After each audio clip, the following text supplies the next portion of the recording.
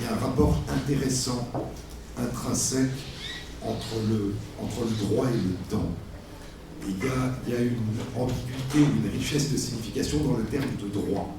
Parce que le droit peut être un horizon qu'on projette devant soi, le droit de vote des femmes, le droit de vote d'une manière générale, avant même qu'il soit inscrit dans la réalité. Donc c'est un futur qu'on essaye de faire advenir. Et au contraire, ça peut être la codification rétrospective d'un comportement, des relations entre les personnes.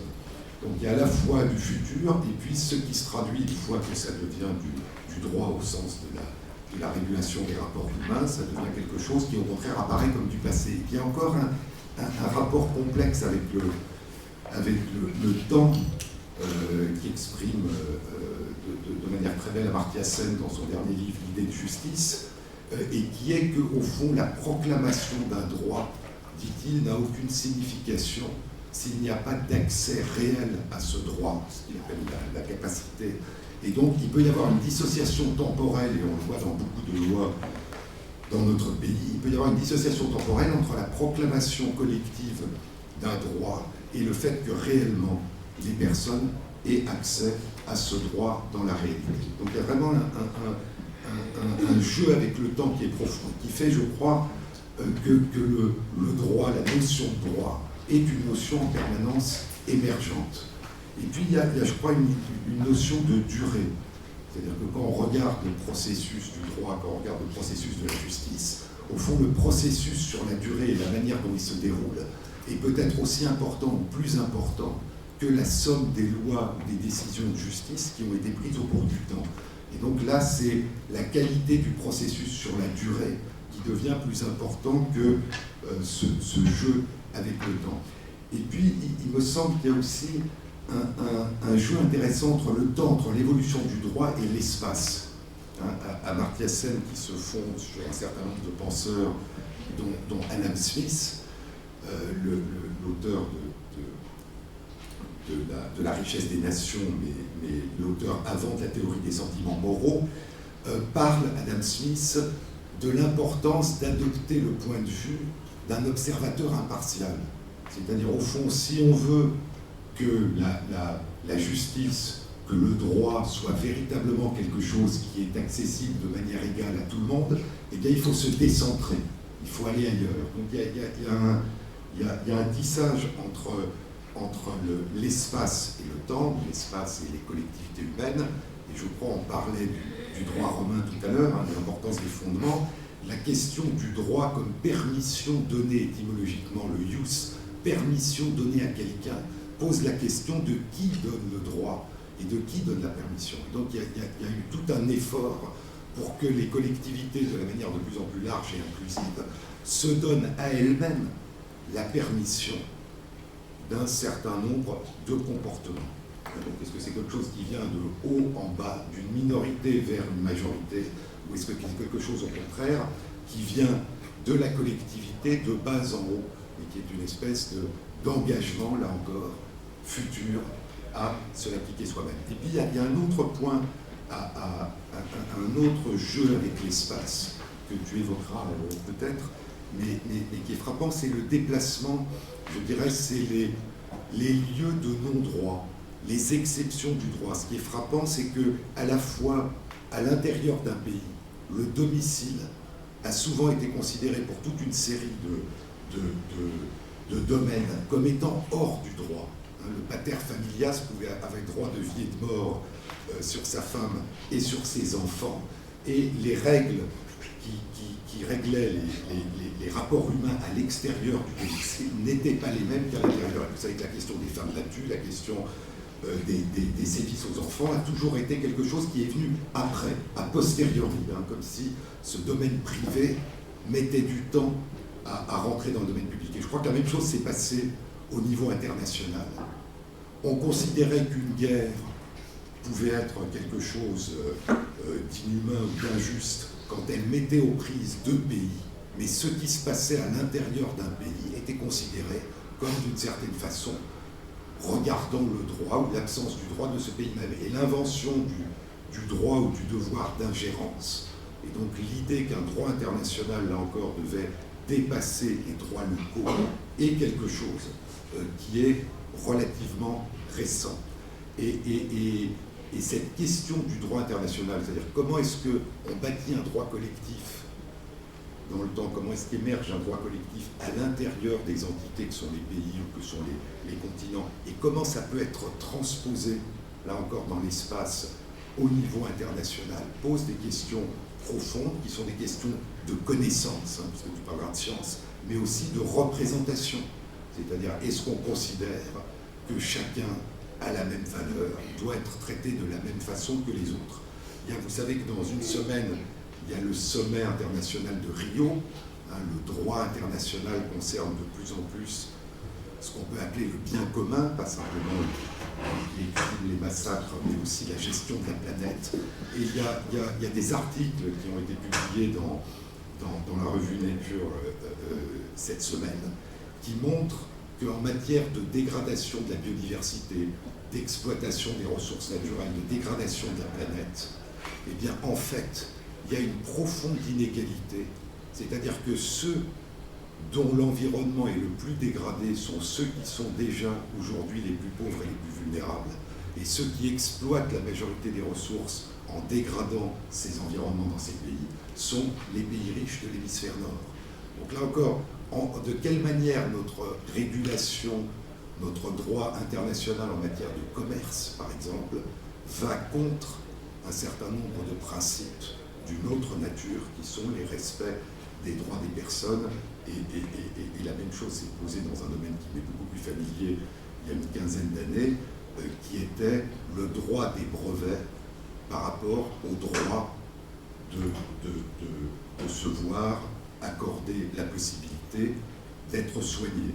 Il a fallu une modification du droit des brevets, et il a fallu s'apercevoir, lorsque les trithérapies anti-sida ont été découvertes, on s'est aperçu d'un seul coup de quelque chose qui existait depuis l'époque industrielle, qui était que lorsque des personnes n'avaient pas les moyens de payer les droits afférents au brevet, eh bien, elles ne pouvaient pas être soignées. C'est-à-dire que ceux qui ne pouvaient pas acheter des médicaments avec le retour sur bénéfice des brevets, eh bien, devaient mourir. Et donc, il y a eu une modification des règles du commerce international, du droit international, pour dire que quand des pays ne pouvaient pas acheter, eh bien, ils devaient avoir la possibilité de fabriquer ou d'acheter à prix coûtant. Et donc, il y a eu une exception à cette régulation. Donc, je crois qu'il y a aussi ces questions de, on dit le droit, mais il me semble que toute une série d'aspects juridiques, droit du commerce, droit international dans d'autres domaines, peuvent rentrer en conflit. Et donc, il y a presque, au fond, comment faisons-nous émerger progressivement la reconnaissance des droits fondamentaux à l'échelle internationale. Donc, Monique Chevrier-Gendreau va nous parler des rapports entre droit, temps et science, et Albert Matouf sera le discutant. Bonne soirée. Merci Jean-Claude. Bonsoir à tous. Voilà, donc je vais vous entretenir de ce sujet un peu écrasant, le temps juridique est confronté aux autres sciences et au temps des autres sciences. Alors je vais partir tout simplement de ce qui nous a été rappelé dès la première séance de ce séminaire, à savoir que le temps n'est pas une donnée objective extérieure à l'homme, qui s'imposerait à tous de la même manière et qui pourrait être prise en compte par les différentes sciences dans la même approche. Le temps n'existe que par rapport à chacun d'entre nous, et chaque branche du savoir construit sa conception du temps. Seulement voilà, les savoirs, Jean-Claude vient de le rappeler, les savoirs ont besoin les uns des autres. En dépit des cloisonnements disciplinaires, et l'une des particularités du centre d'études du vivant, c'est d'essayer de dépasser ces cloisonnements, en dépit de ces cloisonnements, il y a une unité de la connaissance, et des difficultés particulières vont naître naturellement si chaque science développe une conception spécifique du temps qui ne rencontre pas celle des autres. Alors je vais dans une première partie exposer les grandes lignes de la problématique du temps en droit, ce qui est évidemment ce que je sais faire le plus facilement. Et puis dans la seconde partie de mon propos, je vais prendre des cas où il y a confrontation des divers temps, l'un où le droit rencontre la science biologiste, l'autre où il est confronté, où il doit tenir compte de ce que dit la médecine, et Et le troisième, où il est confronté non pas à une science dure, mais à une autre science sociale, en l'occurrence à l'histoire et au temps historique. Alors, les particularités du temps juridique. Je vais d'abord rappeler rapidement que tant que les sociétés fondaient leurs droits sur le droit divin ou même le droit naturel, dans la conception qui a longtemps prévalu du droit naturel, il y avait une immuabilité de la référence du droit, les prescriptions divines ou les prescriptions de la nature, et que donc le temps n'était pas une composante du droit. Le temps n'est devenu une composante du droit qu'à l'époque moderne, lorsque on a ouvert le chapitre de la liberté. Alors cette remarque est en fait, je vais d'abord montrer par quel type d'analyse il est possible de mettre en lumière le tissage intime du droit et du temps. Et je reviendrai, toujours dans cette première partie, sur les divers procédés que le droit a mis au point et qui sont autant de manipulations du temps. Et ensuite, je passerai à mes exemples de rapport entre le droit et les sciences.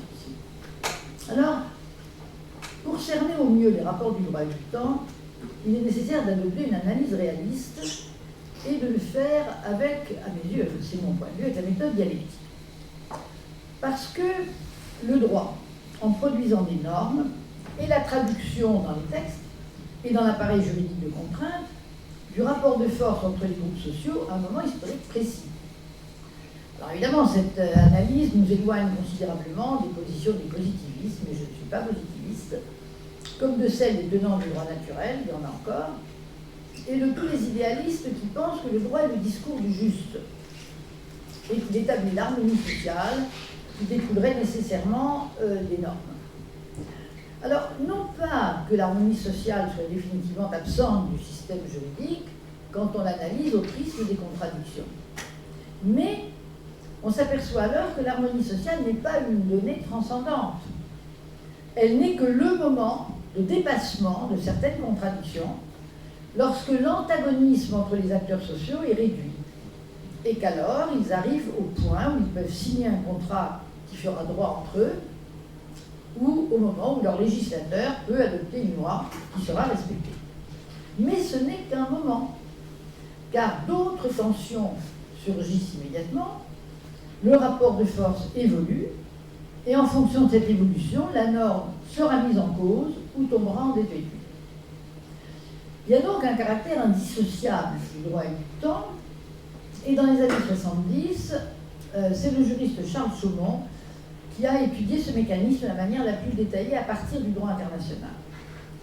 Il a montré comment le caractère obligatoire de la norme, qui est la véritable substance du droit, quelle est la différence du droit avec les autres disciplines sociales, c'est d'imposer des normes qui ont un caractère obligatoire.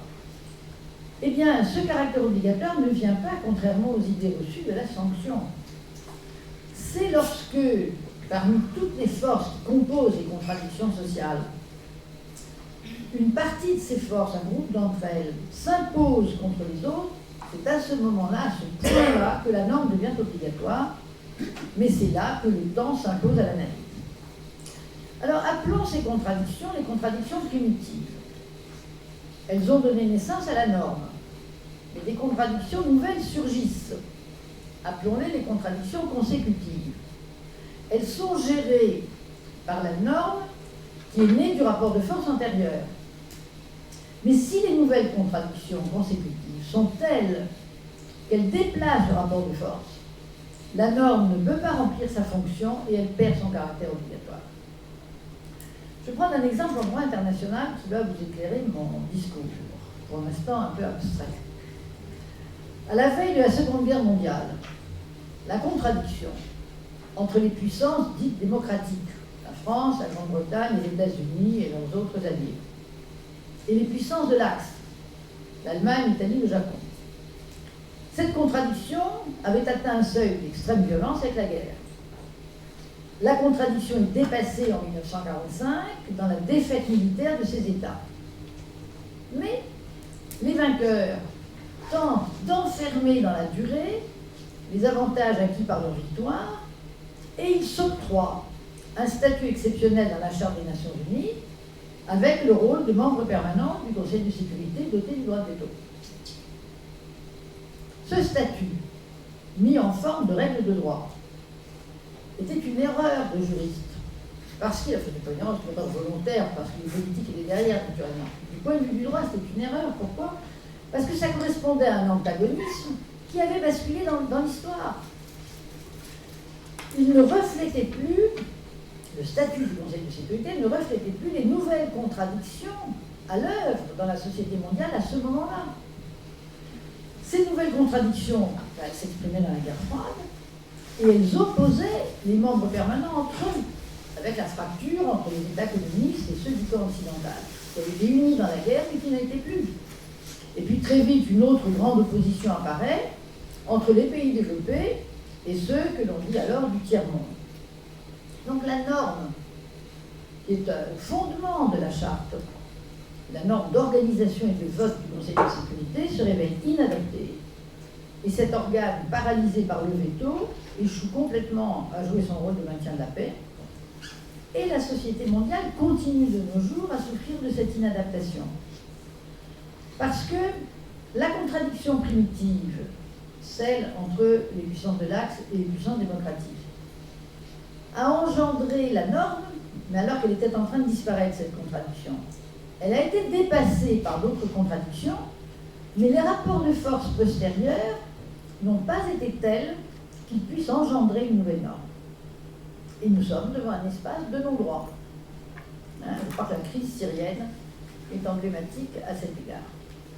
Alors cette analyse réaliste du droit, par laquelle on explique le caractère obligatoire de la norme juridique à partir des forces en présence, permet de souligner comment le droit a la prétention à gérer le futur, mais comment il doit subir la confrontation avec le présent.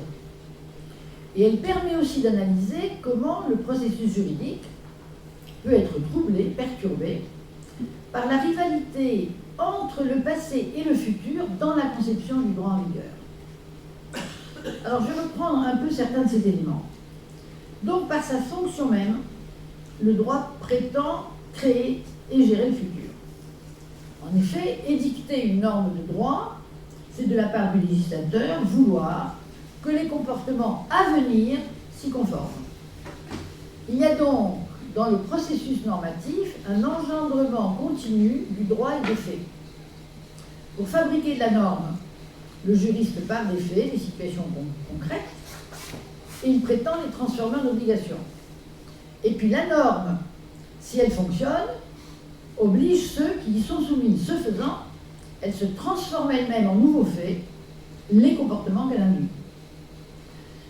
Alors la distinction entre les faits de la réalité concrète et la norme, qui est une abstraction, apparaît dans le vocabulaire des juristes sous les termes l'être, pour désigner les faits, et le devoir-être, pour désigner le droit. En allemand, on dit le sein et le sollen.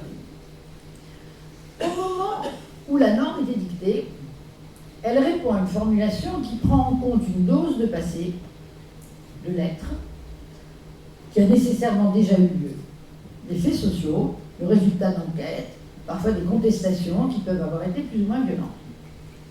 Mais en les transformant en devoir-être, c'est-à-dire en une norme obligatoire, le droit a donc la prétention de régir le présent, mais aussi le futur.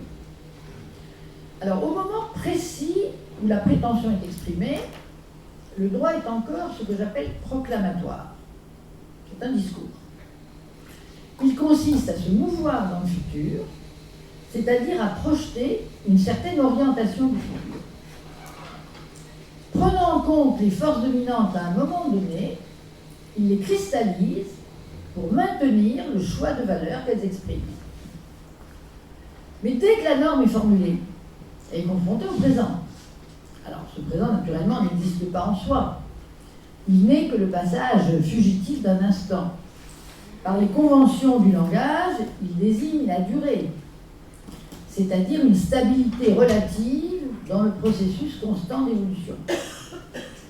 Par rapport à l'analyse du droit, le présent peut s'étirer si la norme abstraite, fabriquée avec les données sociales, trouve à s'appliquer aux réalités concrètes. Évidemment, ça ne veut pas dire que plus rien ne change. Ça signifie simplement que les contradictions nouvelles qui sont inéluctablement en cours ne sont pas de nature à mettre en cause la norme précédemment édictée. Les différends, les litiges qui opposent les individus et les groupes restent tranchés sur la base de cette norme. Le droit est alors exécutoire. Il remplit sa fonction, qui est une fonction d'apaisement des tensions sociales, de fabrication du futur, puisque sur la base d'une norme d'une certaine date, les événements produits à des dates postérieures seront conditionnés par la norme.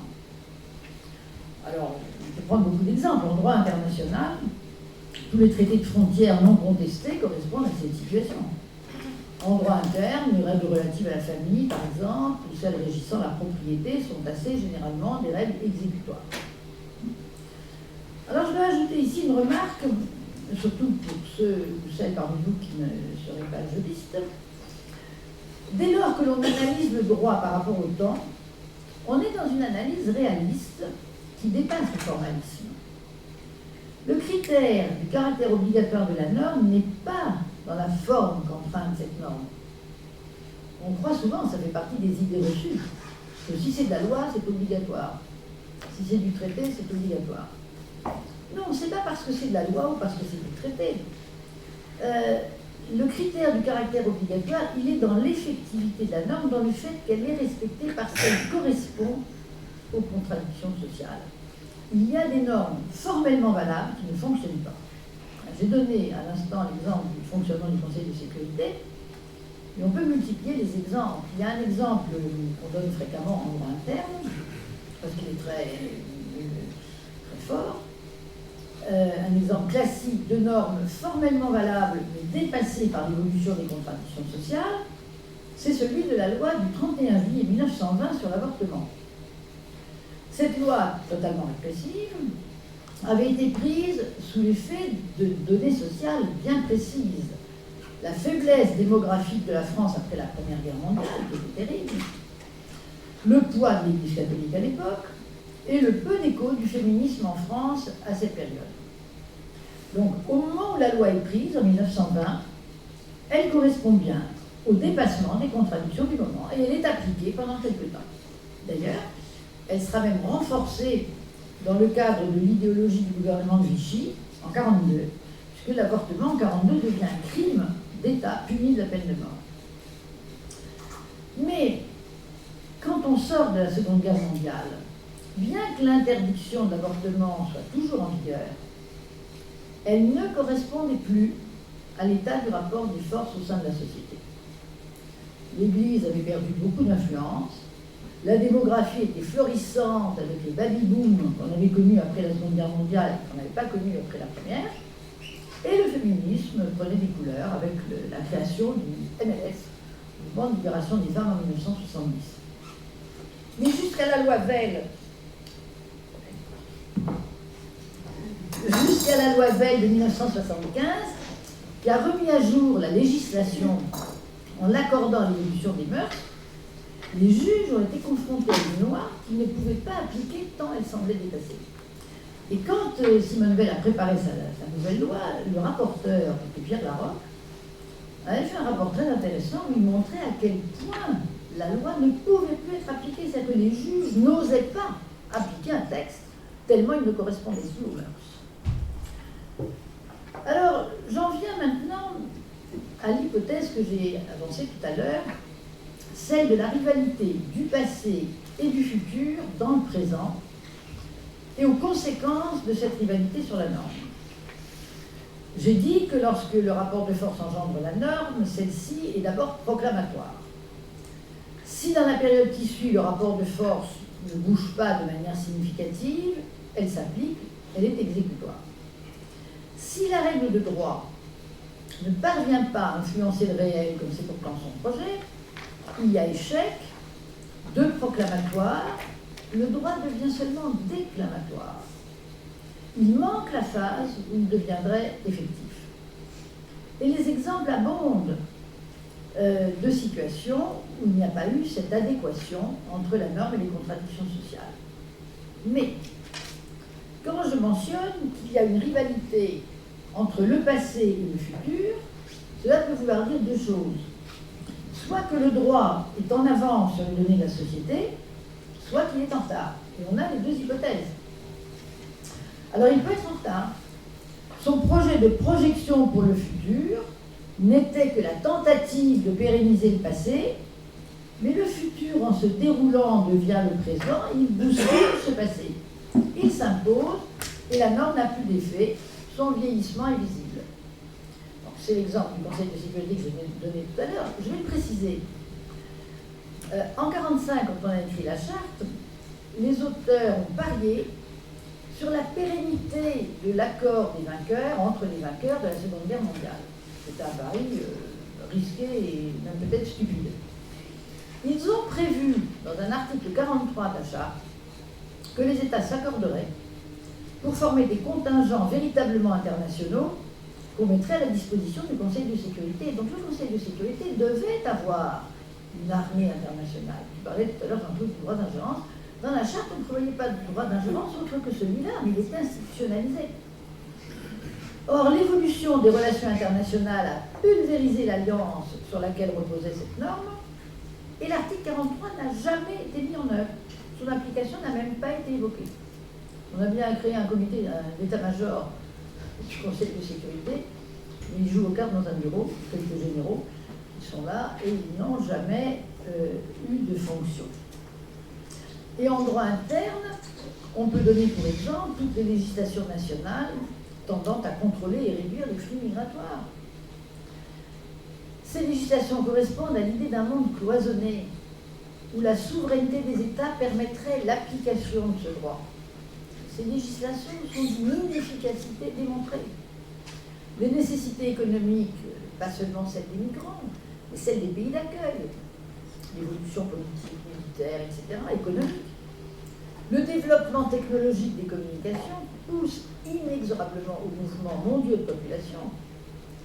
Et alors les rodomontades qui accompagnent les multiples lois partout dans le monde, qui prétendent à la maîtrise des flux migratoires, ne font que calmer les pulsions identitaires de sociétés qui sont en réalité repliées, peureuses et inquiètes.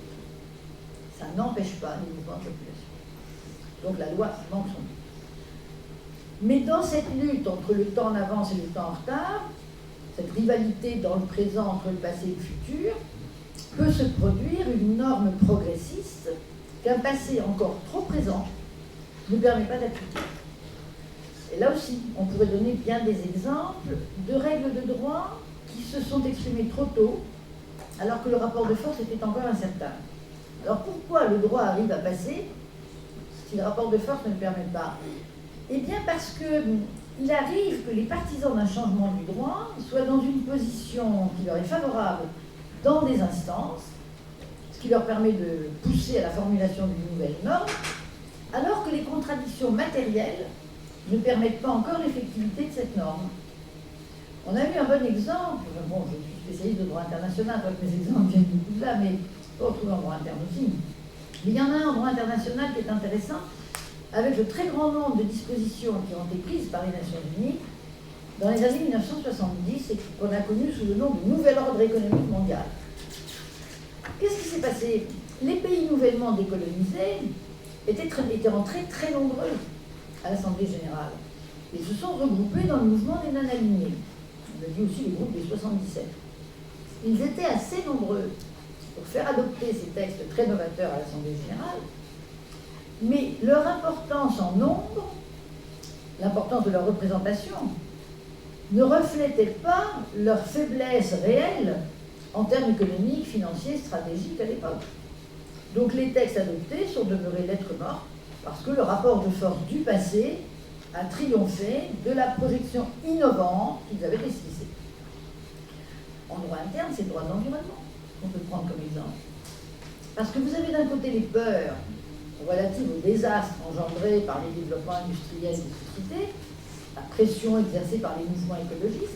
Tout cela peut conduire, si tout d'un coup il y a une majorité favorable, le législateur à avancer dans le domaine des interdits législatifs de certains comportements ou de l'utilisation de certains produits.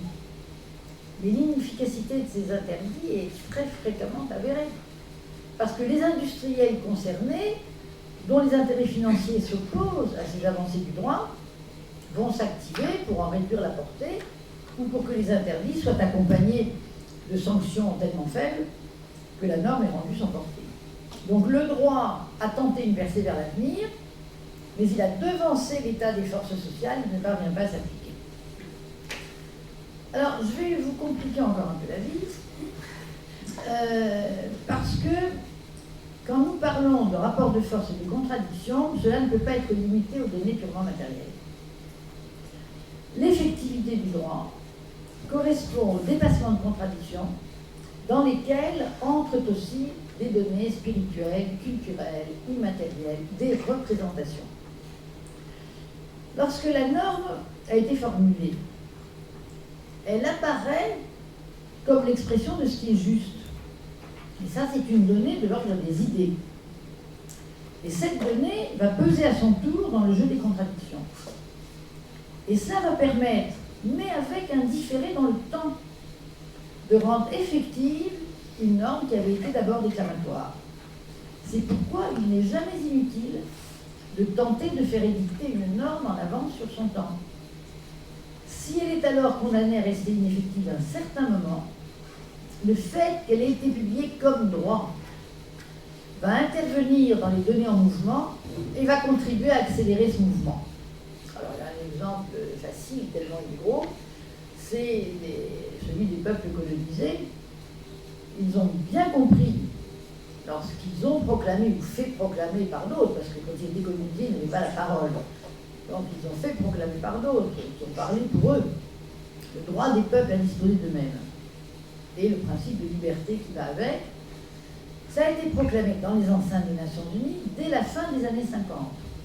Au milieu même, ça a commencé, les premiers textes au milieu des années 50. Mais les choses n'étaient pas mûres.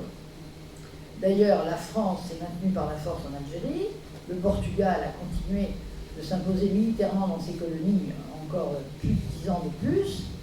Les États-Unis sont intervenus au Vietnam par une guerre longue pour s'opposer à la liberté de ce pays.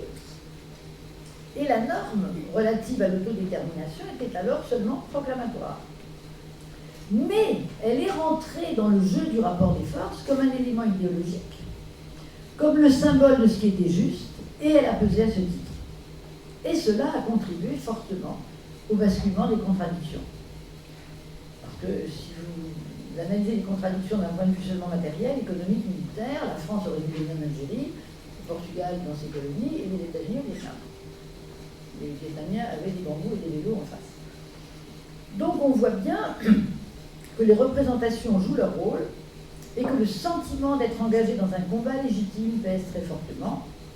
Et c'est comme ça que le droit proclamatoire d'un jour devient la norme exécutoire du lendemain.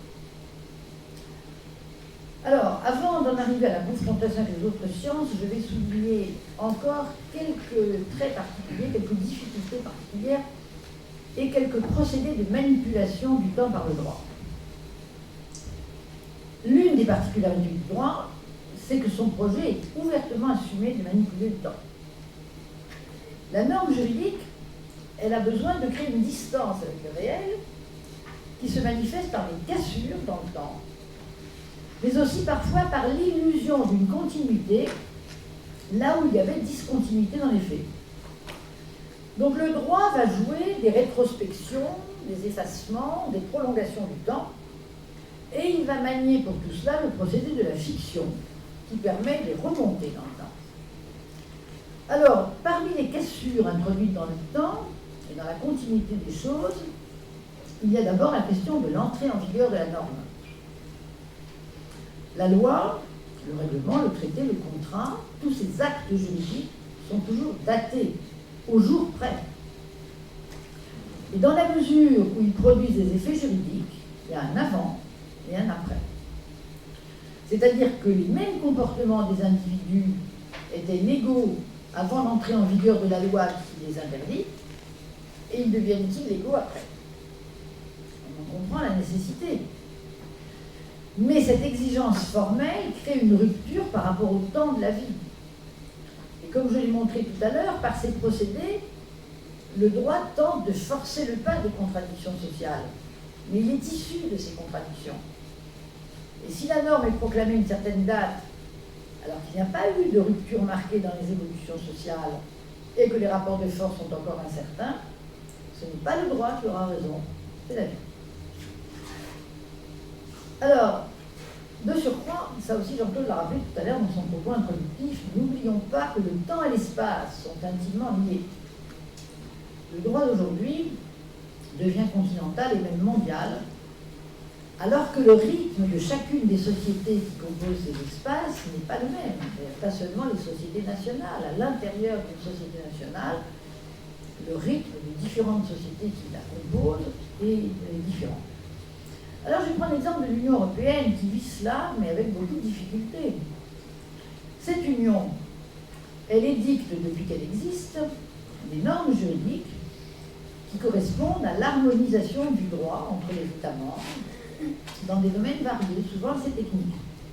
C'est ce qu'on appelle l'acquis juridique de la communauté.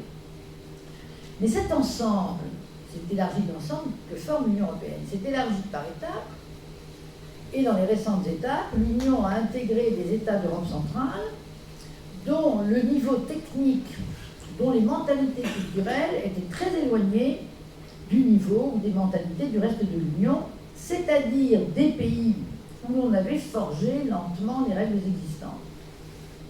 Mais, parce qu'on forme une union et que le principe de base, c'est qu'on a un droit commun,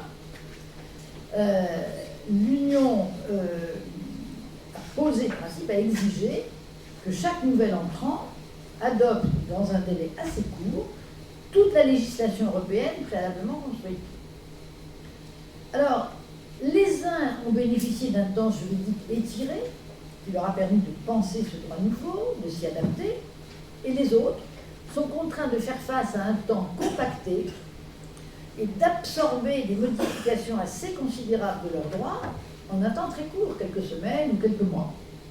Alors l'Union européenne a dû faire face à ça.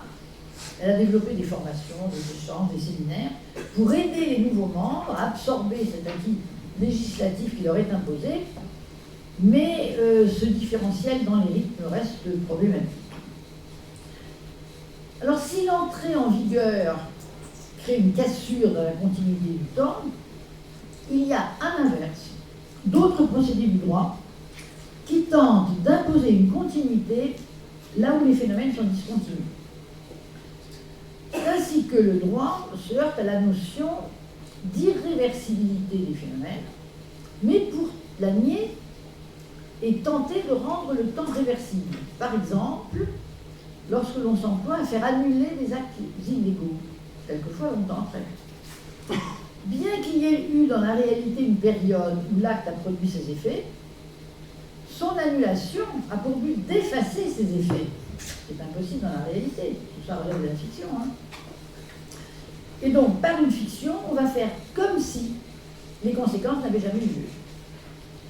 Alors, on entre là dans le jeu de la rétroactivité ou de la non-rétroactivité. L'annulation d'un acte illégal, lorsqu'elle est prononcée, est supposée rétroactive pour rétablir une continuité du droit. Mais, en droit pénal, la loi ne peut pas être rétroactive. En effet, au moment où un individu commet un acte, l'instant T, les comportements auxquels cet acte appartient sont interdits ou ne sont pas, à ce moment-là. Théoriquement, on ne peut pas, par une loi postérieure, qui est édictée à l'instant T plus 1, appliquer à une action produite à l'instant T un interdit que l'on fait alors remonter dans le temps. C'est le principe. Mais ce principe est ébranlé en droit international. Lors des procès de Nuremberg, les juges ont été confrontés aux conséquences du principe de non-rétroactivité. Les avocats des nazis soutenaient, et formellement ce n'était pas faux, que leurs actes avaient été commis avant l'adoption du statut du tribunal en août 1945. Effectivement, les actes étaient antérieurs, et c'est le statut qui a défini les crimes de génocide, le crime contre l'humanité, crime de guerre, etc. Donc les avocats ont dit, les crimes qui sont prochains aux clients n'ont pas été définis juridiquement antérieurement au statut, ils ne pouvaient pas savoir que c'était interdit. Et donc, avec la non-rétroactivité de la loi pénale, on ne peut pas les juger. Et les juges ont été confrontés à ça. Il a fallu répondre. Alors ils ont trouvé la parade. Ils ont surmonté la difficulté en se référant à la catégorie de la coutume internationale. Et la coutume internationale, et ça existe aussi en droit interne, mais beaucoup moins, parce que la coutume, c'est en principe le droit des sociétés primitives. Et la société internationale est très primitive. Donc la coutume, elle permet une meilleure correspondance entre le rythme du droit et celui des faits. Parce que qu'est-ce que c'est que la coutume? On reconnaît l'existence d'une norme coutumière lorsque l'accumulation de comportements identiques s'accompagne du sentiment que ces comportements sont obligatoires. On fait comme ça depuis longtemps et on ne peut pas ne pas faire comme ça. C'est devenu obligatoire. Alors les juges ont répondu à l'argument des avocats des nazis en disant, en faisant une démonstration selon laquelle le statut du tribunal de Nuremberg d'août 1945 n'avait fait que cristalliser par écrit une règle coutumière bien antérieure. Ils sont remontés à des textes pas toujours obligatoires, mais enfin qui avaient déjà été posés dès la fin du XIXe siècle, qui interdisaient quand même les crimes de guerre et les crimes les plus graves. Et donc ils ont appliqué les catégories de crimes prévus. Alors un autre artifice dans les rapports du droit et du temps vient des catégories de crimes prescriptibles ou imprescriptibles. Le crime est daté, en principe. Et les circonstances qui entourent ce crime ne peuvent pas être appréciées sérieusement au-delà d'une certaine période. Parce qu'il arrive un moment où le temps a fait son effet. Les indices ont disparu, les témoins ne sont plus là, peut-être même les complices, et la personne accusée, si elle est vraiment l'auteur de ce crime, peut avoir changé. On change en 10 ans, 20 ans, 30 ans. Et par ailleurs, est-ce qu'il est souhaitable d'entretenir chez les victimes ou quelquefois chez leurs descendants, sur une très longue période, le désir d'un procès avec l'accompagnement inévitable de règlement de compte? Alors, toutes ces raisons font qu'on ne peut pas étendre indéfiniment la période pendant laquelle on peut juger, car si le jugement se situe trop loin des faits, il ne réalise pas une bonne justice. Donc on a inventé les délais de prescription, qui ont pour objectif qu'au bout d'une certaine période, l'action judiciaire est éteinte. Cela ne concerne pas que l'action pénale, le civil aussi. On estime qu'après un certain délai, les différends entre les justiciables n'ont plus lieu d'être. Mais depuis quelques décennies, ce principe a connu une exception considérable avec le statut juridique des crimes internationaux les plus graves. Parce que, comme on ne voulait pas qu'ils tombent dans l'oubli et l'impunité, même après un délai de prescription substantiel, la communauté internationale a décidé qu'il serait imprescriptible, et de nombreuses législations nationales ont suivi. Alors, c'est une affaire compliquée parce qu'il est tout à fait compréhensible que l'on ait voulu donner un statut pénal exceptionnel à des crimes qui sont quand même eux-mêmes l'expression d'une barbarie qui dépasse l'imagination. Mais il n'est pas certain que la mesure atteigne son objectif, parce que les conditions des procès tardifs sont toujours défectueuses. On le voit bien actuellement avec le procès des Khmers rouges au Cambodge, qui arrive des décennies après, et il manque beaucoup d'éléments pour en faire un vrai procès. La paix sociale aussi suppose que les actes passent du champ judiciaire au champ historique. Il y a un moment où il faut que ça bascule. Et d'ailleurs, cette nécessité de passer du champ judiciaire au champ historique, c'est le sens de l'amnistie. Et l'amnistie correspond à une conception totalement opposée des rapports du temps et de l'acte. Avec l'imprescriptibilité, on veut que le temps ne fasse jamais sortir l'acte du champ du droit. Avec l'amnistie, au contraire, on veut que cet acte sorte du champ judiciaire et l'on va jusqu'à exiger de tous de ne plus invoquer l'acte criminel délictueux sous peine de sanction. L'amnistie, c'est vraiment l'effacement.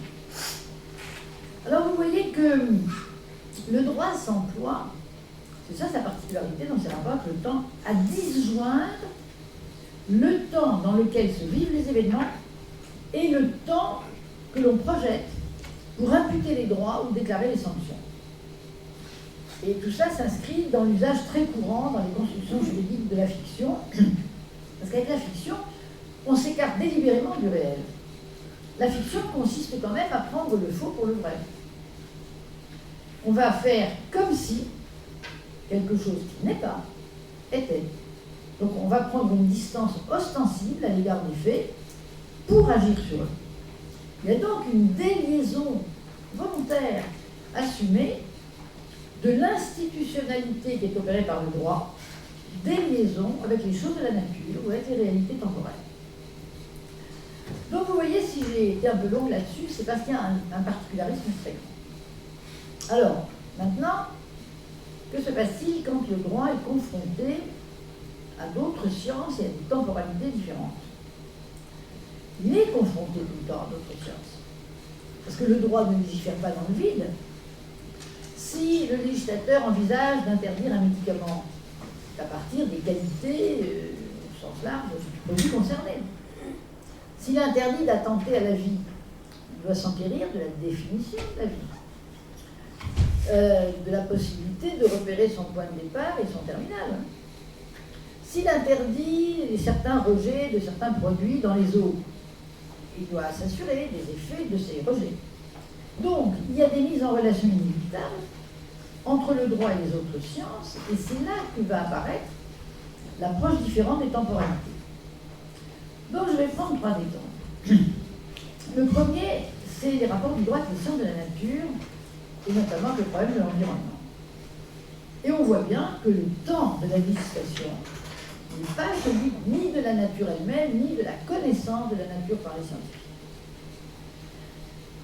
Alors, je vous ai dit tout à l'heure que le droit introduit des cassures dans le temps, dans la mesure où il y a un avant et un après de la norme, pour poser des interdits sur la chasse ou la pêche de certaines espèces, ou les dates d'ouverture, en France c'est le problème, les dates d'ouverture de la chasse, pour interdire certains rejets de produits en mer ou dans les eaux douces, le juriste se tourne vers le scientifique et le sollicite de fournir les éléments dont lui permet d'intervenir.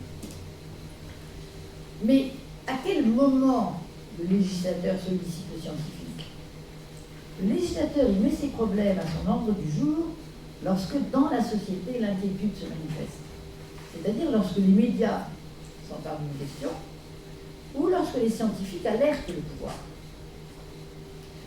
Mais il est, on le voit bien, il n'y a qu'à regarder l'actualité, très fréquent que cela advienne, c'est-à-dire le législateur s'empare d'une question, alors qu'il n'y a pas encore de certitude unanimement partagée chez les scientifiques.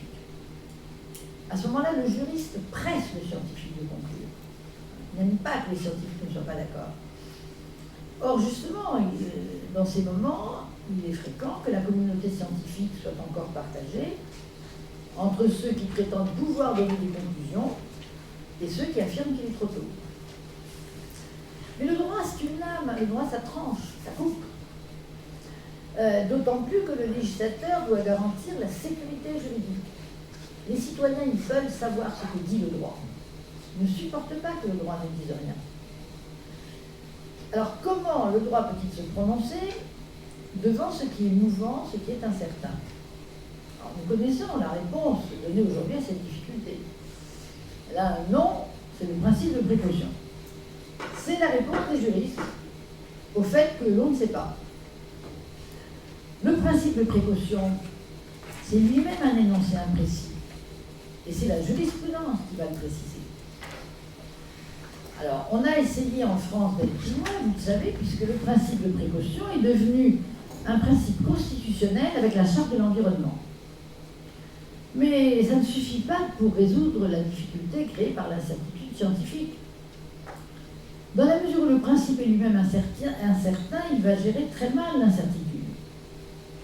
La Charte de l'environnement, devant le risque d'un dommage grave, se contente de promouvoir des procédures d'évaluation des risques, très bien,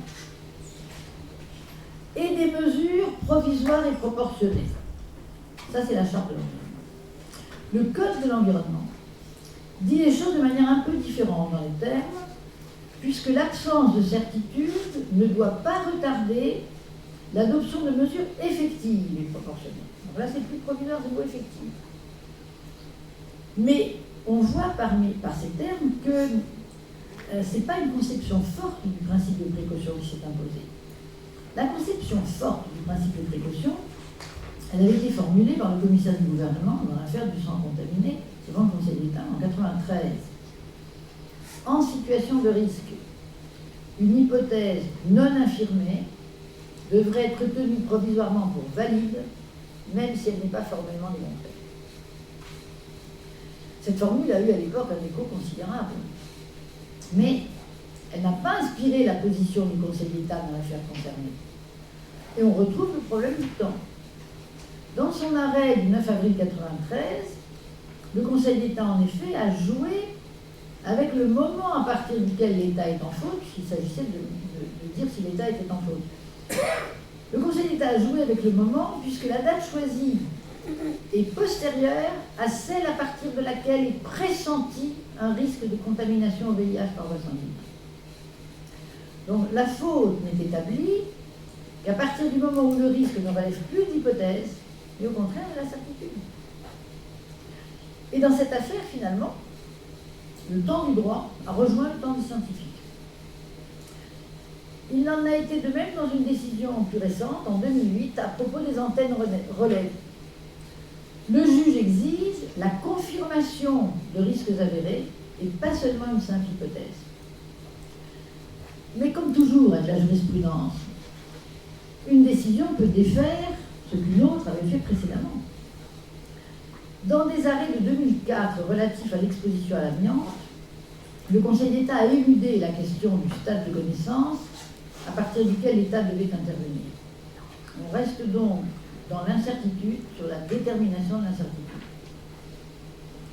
Et finalement, les décisions de justice sur ce terrain oscillent entre l'imposition d'une simple obligation de moyens ou celle d'une obligation de résultat. Et là-dessus, c'est vague. Alors, il faut ajouter encore que le temps des scientifiques n'est pas celui de la nature. La nature, inexorablement, elle crée, elle détruit et elle recrée. Et l'homme, depuis qu'il est entré dans l'ère industrielle en tout cas, vient mêler les effets de ces comportements, que ces comportements peuvent avoir sur la nature, à l'évolution spontanée de celle-ci. Et ce que le juriste demande aux scientifiques, c'est le partage entre ce qui découle de l'évolution de la nature et ce qui provient de la main de l'homme. Ce partage-là n'est pas forcément repérable. C'est vrai que sans les humains se modifient, que la sécheresse et l'humidité se déplacent sur la Terre, que des espèces s'éteignent et d'autres apparaissent. Alors, les scientifiques, ils cherchent d'abord à savoir tout ça, et puis à donner des moyens d'intervenir pour empêcher les dégâts. Mais de là à savoir s'il s'agit d'agir sur les conséquences des agissements de l'homme, ou aussi sur les dérives négatives pour les humains de la nature elle-même, bon, c'est un immense débat, on y reviendra peut-être. Pour le moment, s'en tenant aux agissements de l'homme, les juges tentent d'étendre à partir de ce principe la mise en jeu de la responsabilité et le principe de la réparation des dommages. Les dommages proviennent alors d'une prise de risque condamnable, les comportements eux-mêmes n'ayant pas encore été interdits formellement, faute de certitude scientifique relativement à leurs conséquences. On disjoint donc encore le temps et on tranche sur le risque sans avoir tranché sur l'interdit. Alors c'est sans doute sur la question de l'irréversibilité que les juristes et les scientifiques ont des approches du temps les plus différentes. Il faut dire d'ailleurs que l'irréversibilité est aussi difficile à définir que le temps. Et pourtant, c'est ça qui fait la différence entre le passé et le futur. Jan Kelevich disait « l'irréversible n'est pas un caractère du temps parmi d'autres caractères, il est la temporalité même du temps ». L'irréversibilité, disons que c'est l'impossibilité de retour à l'état initial. Le projet du droit, c'est de garantir les droits. Alors, pour satisfaire l'idée de justice, que font les juristes? Ils tentent de limiter les conséquences de l'irréversibilité. Et donc, ils vont rendre tout dommage réparable. Il faut voir ce qu'il y a sous le mot de réparation. Ils vont ordonner la remise en état, qu'on appelle chez les juristes la réparation primaire. Mais si celle-ci est impossible, ils vont trouver quand même une forme de réparation, qui est la réparation pécuniaire, comme si, là encore, on est dans la fiction, comme si tout dommage avait un équivalent en argent, jusqu'aux peines morales, jusqu'à la perte des proches. Pretium doloris. Mais cette vision financière des droits me semble séparer quand même les juristes et les scientifiques. Et je crois que c'est autour de la notion de catastrophe que ça se joue. Parce que l'irréversibilité, elle est de nature catastrophique. La notion judiciaire de réparation, elle vient gommer le caractère catastrophique. Et elle ne pousse pas à des mesures pourtant urgentes. D'autant plus que souvent, je vous en ai parlé tout à l'heure pour le droit de l'environnement, si la réparation, si le prix des dommages n'est pas très élevé, le responsable préférera payer le prix du dommage que de réparer la cause. Ça se passe très souvent en matière de droit de l'environnement.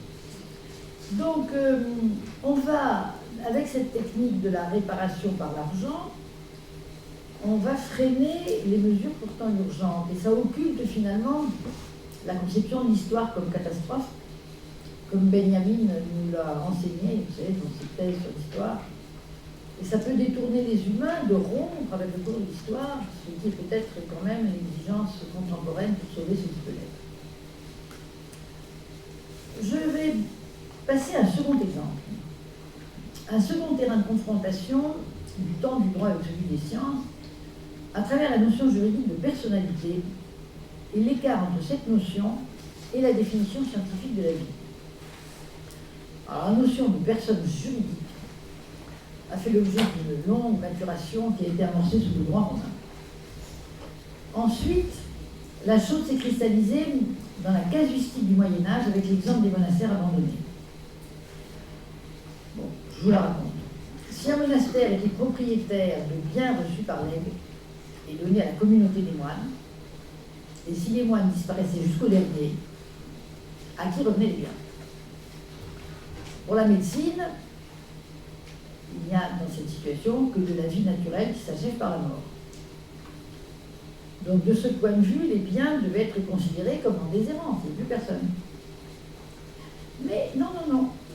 On a fini par considérer que la communauté était une personne qui subsistait, même si à un moment donné, tous ses membres étaient décédés. Et c'est là que commence le fossé entre le temps du droit et le temps de la vie humaine. On invente une espèce de colmatage, de permanence, pour éviter une rupture institutionnelle et pour masquer le passage à vide de la règle. Alors qu'un collectif risque de passer de l'existence à l'inexistence par perte de tous ses membres, le juriste, il invente un procédé qui maintient l'ordre existant, immobile, suspendu. Il y a une suspension du temps. Et ensuite, si la collectivité est reconstituée, les biens lui reviennent, le temps est raccordé. Alors, plus significative encore de la distorsion entre le temps de la médecine et celui du droit, est la question des successions, telle qu'elle a été réglée en droit romain avec ses conséquences contemporaines. Lorsque le médecin constate la mort d'une personne, pour le droit, il n'y a pas de rupture, parce que sa succession prend la suite et permet la continuité patrimoniale. En effet, techniquement, les choses vont être réglées postérieurement, lorsque les délais qui permettent d'identifier les héritiers, de régler les hypothèques et tous les autres problèmes vont être résolus. Mais pourquoi il n'y a pas de rupture? Parce que la succession, une fois réglée au profit d'un ou plusieurs héritiers, ceux-ci sont maîtres des biens rétroactivement à la mort du titulaire antérieur de ces biens. Et dans ces procédés, le juriste est indifférent au constat d'un phénomène physique parce que lui, il opère dans l'ordre symbolique et il fait se rejoindre des générations passées et des générations futures. Vous savez, la disjonction des temporalités, alors je vais rapidement parce que mon temps est épuisé, mais elle apparaît dans d'autres situations comme la mort civile. Le droit prive une personne parfaitement vivante de l'ensemble de ses droits, ça a été le cas sous la Révolution française, ça a été le cas à la Libération. On prive quelqu'un de l'ensemble de ses droits, on anticipe sa mort réelle en supprimant les possibilités juridiques de la vie, le droit de propriété, les droits civiques, etc. Alors, dans la période contemporaine, ce sont les possibilités de la médecine qui ont perturbé les procédés juridiques établis de longue date. Et là, il faut bien que science et droit se rencontrent pour régler un certain nombre de vraies difficultés. Vous savez qu'en droit français, la vie juridique ne commence qu'avec l'enfant né viable. Ce principe connaît une exception en droit successoral. L'enfant seulement conçu et non encore né peut venir à succession, mais à condition de naître viable par la suite. L'article 725 du Code civil considère que l'enfant qui n'est pas né viable est incapable de succéder. Mais, là il y a des médecins, quelle est la définition de la viabilité? Moi j'ai lu que les critères étaient fixés par rapport à un poids de naissance égal ou supérieur à 500 grammes, enfin je n'avance avec quoi. Mais alors, avec la procréation médicalement assistée, bien d'autres questions surgissent. Si une succession s'ouvre alors que des embryons étaient conservés, est-ce qu'ils viennent à succession? Faut-il conserver la part de leur bien? Le temps de la vie avec les embryons conservés est étiré par l'intervention de la science. Alors pour le moment, en France, la transplantation post-mortem étant interdite, l'embryon n'a pas de vocation successorale. Mais la procréation médicalement assistée pourrait bien ouvrir à l'avenir des questions autrement difficiles, avec des interrogations sur le temps. Ainsi, de l'âge de l'être humain né de cette manière, et du point de départ de ses droits. Dans la législation actuelle, l'âge est celui de la naissance, même si l'enfant est issu d'une procréation qui a eu lieu des années auparavant. Et si son âge biologique, donc celui de ses cellules d'origine, est différent. Alors, si par une négligence, par une manipulation dommageable sur l'embryon conservé, l'être humain qui en résulte connaît des problèmes de santé ou des malformations, est-ce qu'il pourra plus tard poursuivre en responsabilité ceux qui avaient la charge de la garde et de l'embryon qu'il était alors? Autrement dit, à quel moment débute sa personnalité juridique? Est-ce qu'elle est rétroactive à la date de création de l'embryon? Ah, mais il faut répondre. Il faut répondre. Alors, cette question m'amène inévitablement à toutes les questions qui ont été posées il y a quelques années au moment de l'affaire Perruche, et qui concernaient aussi les distorsions entre le temps de la vie et celui des droits. Vous vous souvenez sans doute de l'émotion suscitée par cet arrêt de la Cour de cassation du 17 novembre 2000. La Cour, l'arrêt avait été l'objet du débat et de contresens. La Cour avait admis la requête d'un enfant handicapé dont la mère avait été induite en erreur par la négligence avérée ensuite d'un médecin et d'un laboratoire. Elle avait une première petite fille qui avait été contaminée par la rubéole alors qu'elle était elle-même enceinte de celui qui sera ensuite à l'origine de l'affaire. Elle avait demandé à ce que l'on vérifie si elle-même avait été contaminée, et elle avait déclaré de manière très claire que si tel était le cas, elle demanderait une interruption volontaire de grossesse. Alors, les premiers examens ont été négatifs, ou en tout cas interprétés comme tels par le médecin de laboratoire. Elle a poursuivi sa grossesse, et elle n'a su que, trop tardivement, qu'elle avait été touchée par la maladie, par le virus, la contamination, et que son enfant risquait d'être fortement affecté. Et l'enfant est en effet né gravement handicapé. Les parents ont mené une action en justice, mais l'enfant aussi, demandant réparation pour les handicaps dont il souffrait, et qui aurait pu lui être évité en même temps que la vie si sa mère avait été mise en condition de ne pas mener sa grossesse jusqu'à son terme. Alors le débat à propos de cette affaire s'est enlisé, c'était affreux, parce que chez les juristes, des empoignades par écrit, par article interposé terrible. Le débat s'est enlisé entre ceux qui s'opposaient violemment à cette jurisprudence et ceux qui la défendaient. Mais moi je ne suis pas civiliste, donc j'avance sur ce terrain avec prudence. Il semble quand même qu'on ait été un peu au-delà de l'interprétation de l'arrêt, enfin les gens qui étaient contre. La Cour, on a prétendu que la Cour avait admis un droit à ne pas naître en cas de handicap. Ce qui, évidemment, pouvait conduire à des pratiques eugénistes.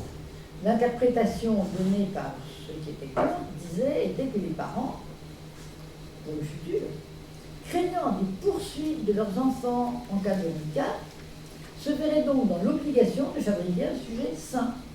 Vous voyez le jeu de... Alors, d'autres civilistes qui me paraissent plus crédibles, lorsque le calme est revenu, ont mesuré l'arrêt à sa véritable portée. La Cour n'a reconnu à l'enfant qu'un droit à ce que sa mère ait été mise en condition de pratiquer son propre droit à elle à l'interruption volontaire de grossesse, ce qui n'avait pas été le cas. Donc il s'est fait l'écho du droit de sa mère. Alors cette affaire nous intéresse ici, non pas pour qu'on réouvre le débat sur l'affaire Perruche, mais parce que dans cette affaire, on voit bien la séparation encore plus forte que dans les exemples que j'ai pris avant, entre la personne physique et la personne juridique. Le préjudice de l'enfant a été reconnu pour une cause naturelle apparue à sa naissance, une maladie qui lui donne un handicap, la contamination à la rubéole, mais aussi pour une faute antérieure à cette cause naturelle, le fait qu'on n'ait pas vu que la mère étant contaminée, elle avait la possibilité d'interrompre sa grossesse. Donc le sujet a été admis à se plaindre comme si sa personne juridique avait précédé son existence concrète. Là, le temps est disjoint. Il y a le temps de la naissance et le temps des événements antérieurs dont l'enfant peut se prévaloir. Donc une personne peut être absente en nature et présente en droit. Et selon l'expression d'un juriste, Yann Thomas, qui est aujourd'hui disparu, et qui avait commenté cet arrêt, il y a donc là une projection de la personne avant le moment de sa conception, et cette personne est rétroactivement instituée comme future. Alors, comme il l'a montré, il n'y a eu que l'accentuation, c'était tout le commentaire de Yann Thomas qui est très intéressant. Il a dit, mais il n'y a rien de nouveau. Tout le monde s'est affolé, il n'y a rien de nouveau. Il y a l'accentuation de quelque chose qui est connu en droit, l'usage de la fiction juridique, pour donner des temporalités distinctes au sujet biologique et au sujet de droit. Alors, un mot, après Annie, je te passe la parole, je te le promets. Mais quand même, je vous donne juste un dernier exemple, ce que j'ouvre, et puis on en discutera après si vous voulez. C'est la distinction entre le temps de la poursuite des criminels et celui de la perception des victimes, c'est-à-dire la mise en perspective du temps de l'histoire et du temps du droit. Le temps opère une manipulation, le droit opère une manipulation du temps à propos des crimes, soit avec la prescription qui enferme les poursuites dans un délai, soit avec l'imprescriptibilité qui abolit tout délai et qui bloque la temporalité. Alors là, la différence entre le temps du droit et le temps de l'histoire est considérable. Pour juste un point, c'est que l'historien il se bat avec la vérité et le juge il tranche un litige. Les historiens sont libres dans la construction du temps qu'ils élaborent. Les juristes ne le sont pas. Parce que les juges sont enfermés dans la question ou la série de questions déterminées par le droit. Les historiens font le constat de la vérité, les juges doivent la construire, l'établir. Et les faits subissent un traitement dans le cadre du droit. Alors, il y a un impérialisme du droit sur son propre champ qui limite l'intervention d'experts. Là, on l'a bien vu dans le procès Bacon et dans les grands procès de crimes contre l'humanité. Lorsque le magistrat reconnaît avoir besoin d'une expertise, c'est pour une mission technique étroitement définie, pour accéder à des données auxquelles lui n'a pas accès. Autrement dit, ce qui est communiqué au juge par l'expert, ce sont des jugements de réalité. Il ne faut pas jamais que ce soit des jugements de valeur. Fournissez-nous des données, mais c'est nous après qui construisons le jugement. Et donc, on a vu la limite de ce partage des fonctions entre l'histoire et le droit dans ces grands procès sur les crimes contre l'humanité. Parce qu'il a été impossible aux juges de ne pas tenir compte du contexte. Donc ils ont été obligés de faire appel à des historiens pour décrire le contexte Et là, on a bien vu que l'environnement criminel détermine l'acte. Et le crime contre l'humanité a fait entrer le contexte dans le processus judiciaire, avec un besoin plus large des historiens. Et d'ailleurs, j'ai parlé d'impérialisme des juristes, vous voyez que je plaide contre ma paroisse, mais je terminerai par cette remarque. En dépit de leur farouche indépendance, les juristes, et notamment les juges, sont quand même obligés parfois à plus d'humilité. Il y a eu un exemple intéressant, mais qui est déjà ancien. La Cour de cassation avait commandé un rapport de bioéthique sur la légitimité de la pratique des mères porteuses en 91. C'est le professeur Jean Bernard qui a fait le rapport devant l'Assemblée plénière de la Cour. Et donc là, c'était une manière d'associer les scientifiques à la recherche du contenu normatif. Pas seulement donnez-nous les données, mais aidez-nous un peu à construire ce qu'on doit en faire. Voilà. Donc je pense, et c'est ma conclusion, que les échanges entre les disciplines sont indispensables. C'est pourquoi je vais passer la parole à la salle, mais d'abord à Annie.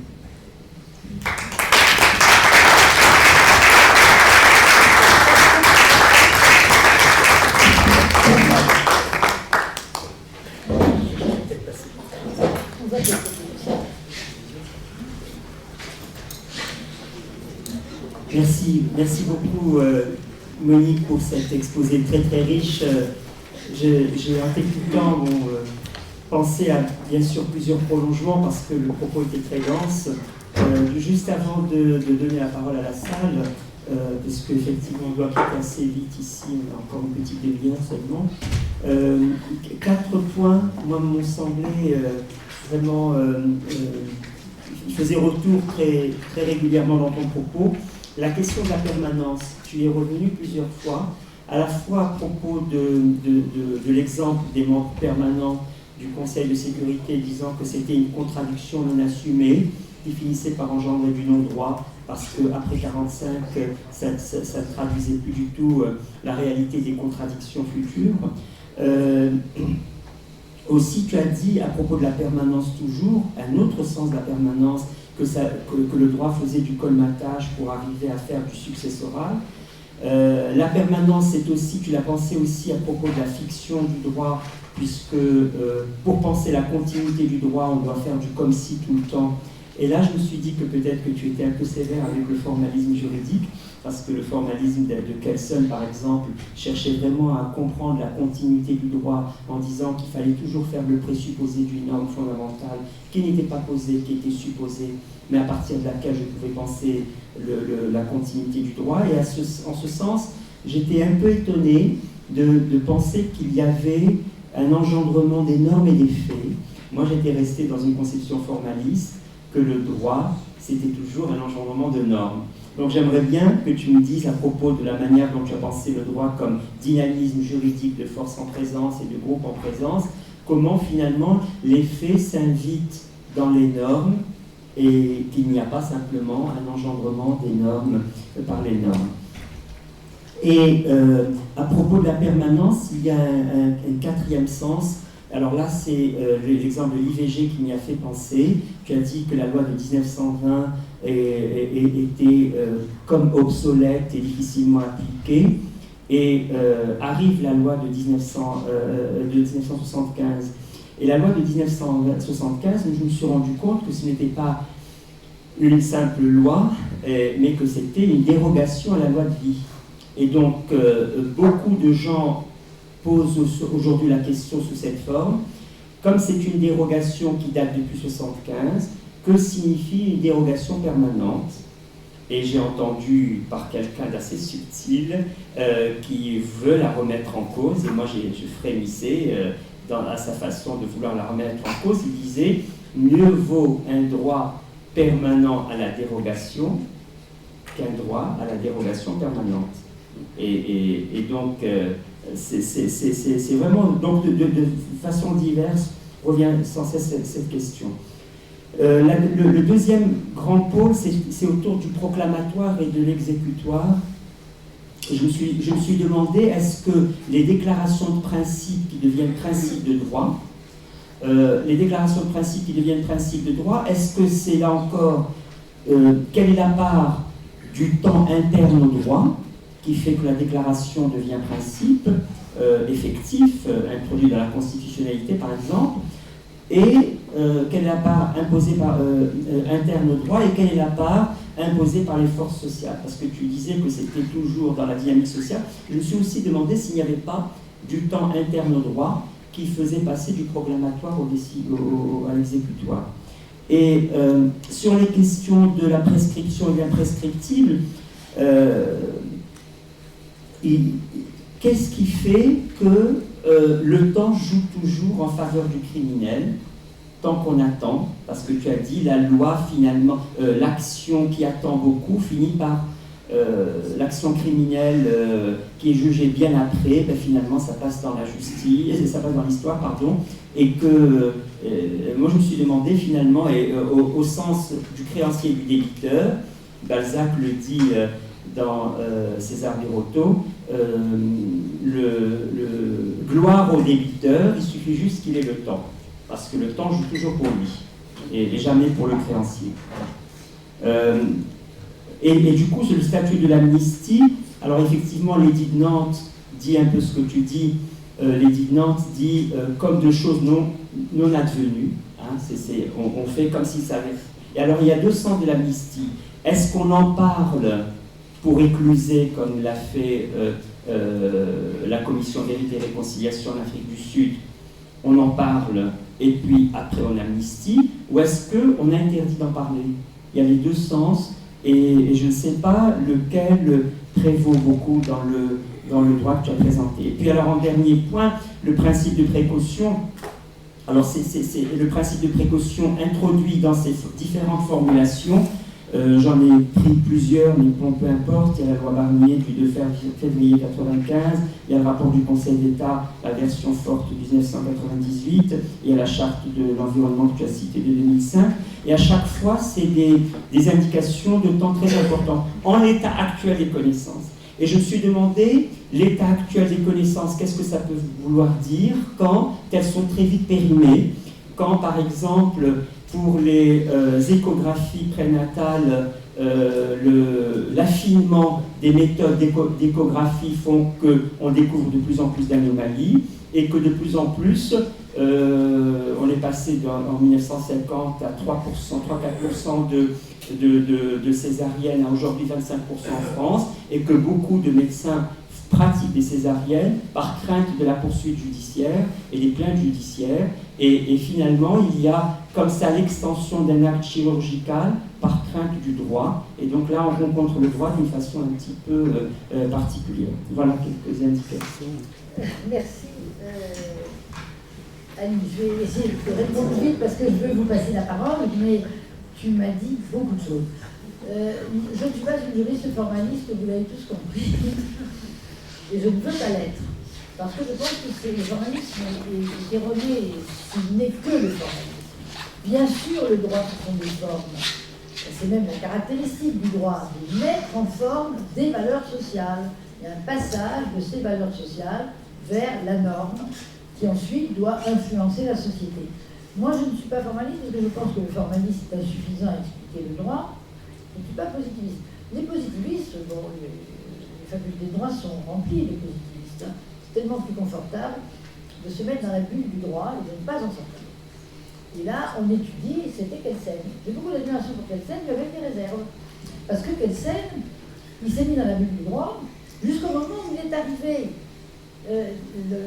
La norme inférieure est engendrée par la norme supérieure, qui est engendrée par la norme qui est encore au-dessus. Puis quand on arrive à la norme internationale, il dit la norme qui commande tout ça, c'est la grande norme Pacta Sunt Servanda, les traités doivent être respectés, c'est elle qui gère le point.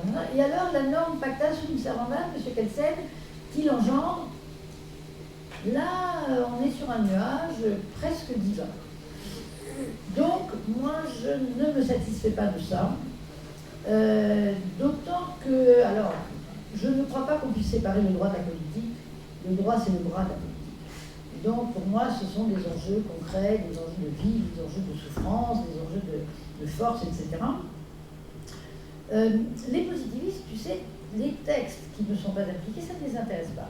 Je n'ai jamais pu amener un positiviste à me répondre sur tous les textes proclamés, formels, des lois, des décrets, des règlements qui ne sont pas appliqués. Voilà, je vous mets sous le nez que ce texte n'est pas appliqué. Qu'est-ce que vous faites? Mais non, non, c'est pas ça le problème. Le problème du droit, c'est la forme juridique, et on revient au débat sur la forme juridique. Moi, je veux analyser le droit dans les faits des formes juridiques sur le contexte social et les sources de ces formes juridiques dans le contexte social. Voilà. Mais, si tu veux, ma position est elle-même un enjeu de débat. Je veux bien discuter. Il faut discuter. Sur la permanence, oui, bah là, c'est une remarque que tu m'as faite. C'est vrai que par rapport à la notion de permanence, le droit joue. Il joue soit en coupant, soit en colmatant. Et c'est vrai qu'on trouve les deux situations. Proclamatoire et exécutoire, que les déclarations de principe peuvent devenir des principes. Ça, je crois, j'ai donné des éléments de réponse, mais trop rapides. Encore une fois, ce n'est pas par sa forme qu'une règle juridique aura le plus d'effectivité. Elle aura le plus d'effectivité, la Déclaration des droits de l'homme, la Déclaration universelle, a pendant des années été considérée comme rien, comme pas du droit. Et puis maintenant, elle est évoquée avec une force particulière, une insistance particulière, elle est visée par les constitutions, elle est prise en compte par les juges, etc. Parce que, encore une fois, c'est la pression sociale qui fait ça. Et la Déclaration des droits de l'homme en 1948, au début, les peuples ne s'en sont pas emparés beaucoup. Et puis maintenant, il y a quand même une demande de réalisation de ça. Il y a encore beaucoup de pays qui considèrent que ces droits ne sont pas justiciables. Il y a encore beaucoup de jurisprudence dans ce sens, mais il y a de la jurisprudence dans le sens inverse. Et c'est un combat. C'est un combat, c'est une brèche. Là, on peut pas dire, est-ce que la Déclaration universelle est obligatoire? Je ne peux pas vous répondre. Il y a des pays qui l'appliquent, d'autres qui ne l'appliquent pas. Voilà. Alors, quand tu dis le temps joue toujours en faveur du criminel,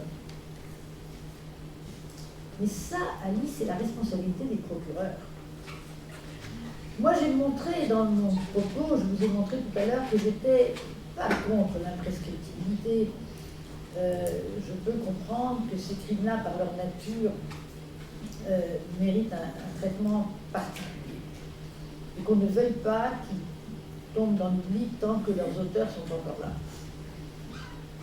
Toutefois, je constate, quand je m'intéresse à des procès, je les suis, que quand ça vient trop tard, c'est des mauvais procès et ça n'a pas la fonction apaisante du droit.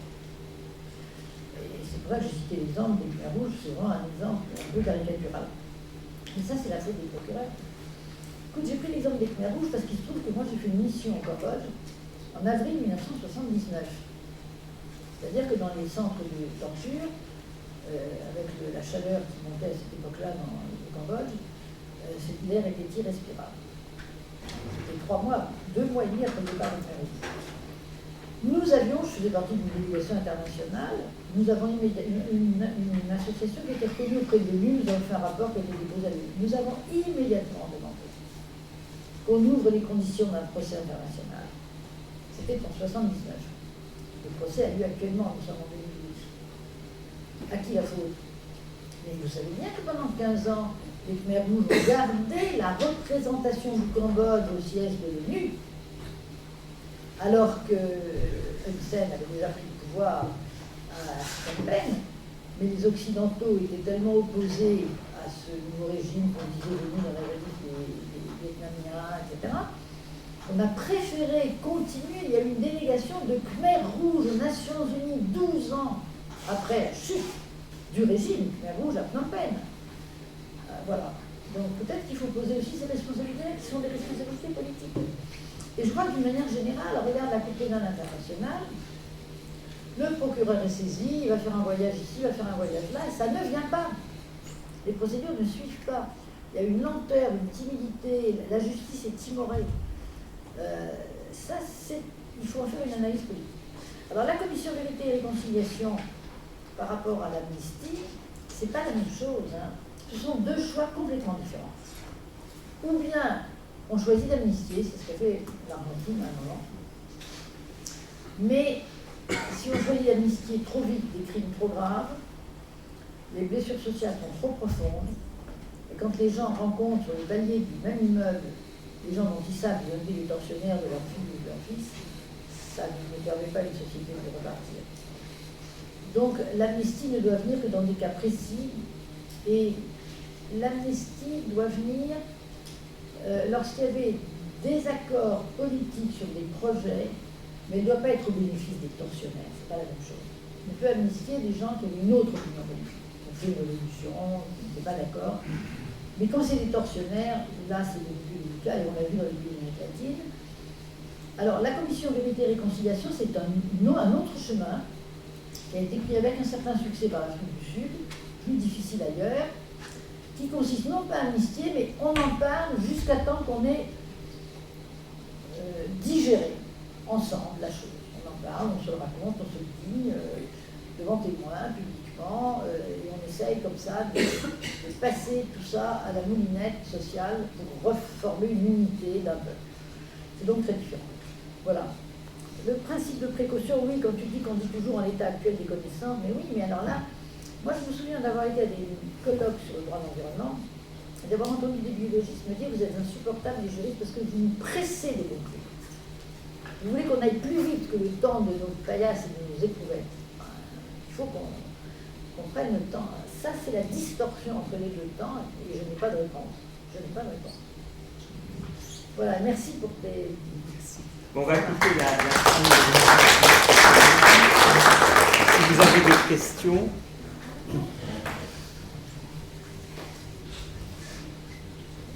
Oui? Je vais essayer de parler assez fort, peut-être. Non, mais ça enregistre, c'est pour ça. Ah, je sais, c'est pour ça. Merci. Je voulais vous poser une question à propos de deux choses qui m'ont paru contradictoires dans votre propos, bien que j'ai vraiment hautement apprécié tout la mise en contexte du temps et du droit, parce que je ne connais rien en droit, donc j'ai appris beaucoup de choses grâce à votre exposé. Mais ce que je n'ai pas compris, c'est la chose suivante. Vous dites que les actes juridiques sont datés de manière très précise au jour près, et qu'il y a un avant et un après, et qu'en même temps, le droit ne cesse de chercher à nier l'irréversibilité du temps. Donc, j'ai un problème avec ces deux choses. Parce que quand il y a un processus de datation, certes, Marc Lachaiseray a démontré qu'on était à ce moment-là dans un temps mécanique qui pouvait être réversible. Alors c'est peut-être ça la solution, mais pourtant pour moi il y a quand même quelque chose qui résiste. Je ne comprends pas bien comment les actes juridiques définissent un avant et un après. Avant c'était ça rentrait pas dans le justiciable, après ça rentre.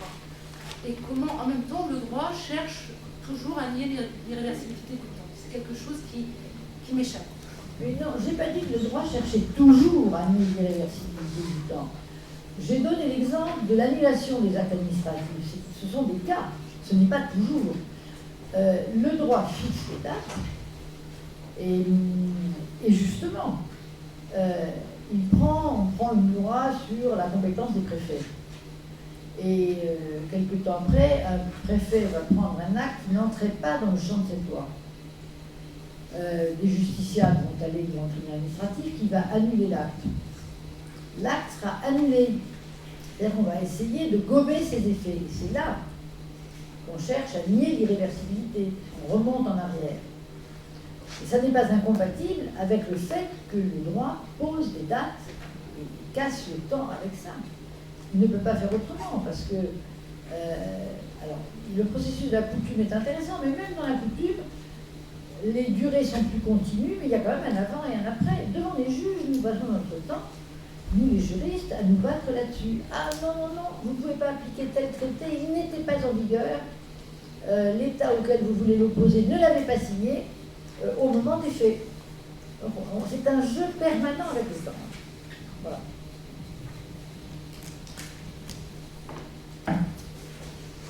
Oui? Question de quelqu'un qui n'est pas juriste et qui est assez fasciné par votre discours. Donc, votre discours est fascinant et j'aimerais bien, c'est assez clair ce que vous dites, mais des fois on aurait besoin d'un peu plus d'exemples. Est-ce que vous pourriez nous donner des exemples de fiction? Vous parlez de fiction qu'utilise le droit. Est-ce que vous pouvez nous donner des exemples? Bon, alors, il y a la fiction de la personnalité juridique, que j'ai traité trop rapidement, pardonnez-moi. Oui. Ali, après avoir lu mon texte, disait que j'allais parler pendant 2h30, il aurait fallu que je 2h30. Mais vous savez, plus fatigué. La personnalité juridique, c'est une fiction, puisque un groupe de personnes, évidemment, ne forme pas une seule personne, est considéré comme si elle formait une seule personne. Ça, c'est une fiction. Et je peux vous en donner une autre, très différente. En droit international, qui est mon champ d'étude, il y a par exemple un vrai problème avec maintenant l'appropriation des territoires maritimes par les États. On a décidé récemment, dans l'histoire du monde, c'est récent, que les États avaient des droits substantiels, puisque ce n'est pas seulement les droits de navigation ou de police, mais il y a des droits sur les richesses maritimes, du sol, du sous-sol et de la colonne d'eau.